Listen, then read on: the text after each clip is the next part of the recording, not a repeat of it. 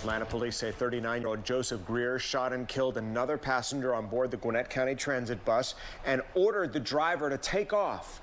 Good evening. Thanks so much for joining us. I'm Tom Haynes. I'm Courtney Bryant. The chase barreled down roads throughout Atlanta, DeKalb County and Gwinnett County before ending just east of Tucker.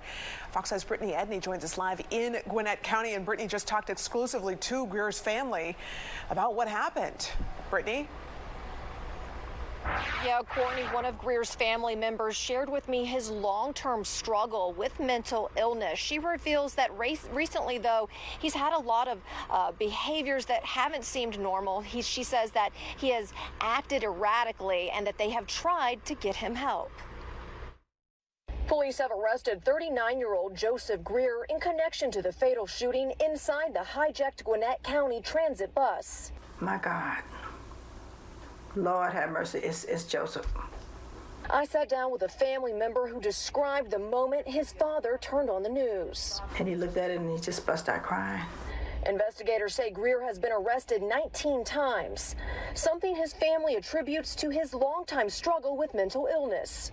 They know that he's schizo and bipolar and manic. They know that part about him. What triggers him, I don't know. In the hours leading up to the bus hijacking, she says Greer's father tried to get him to come home and get rest.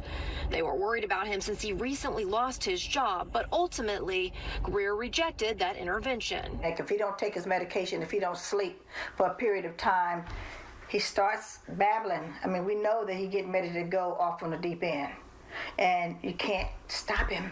Because he won't lay down, he won't sleep. This video shows the 39-year-old at the scene of the Peachtree Center shooting downtown Tuesday. Investigators say the incidents are unrelated, but shortly afterwards, Greer got on the bus. A high-speed chase and shooting that took the life of Ernest Byrd Jr. My heart goes out to the other family, but it could have been so much worse. I mean, because there were 17 people on that bus. Suppose all of them got shot or killed. You know, I don't know what his mental state was about. A lot of families reeling from this very violent and horrifying experience. Of course, the family of the victim who was shot and killed, Ernest Byrd Jr.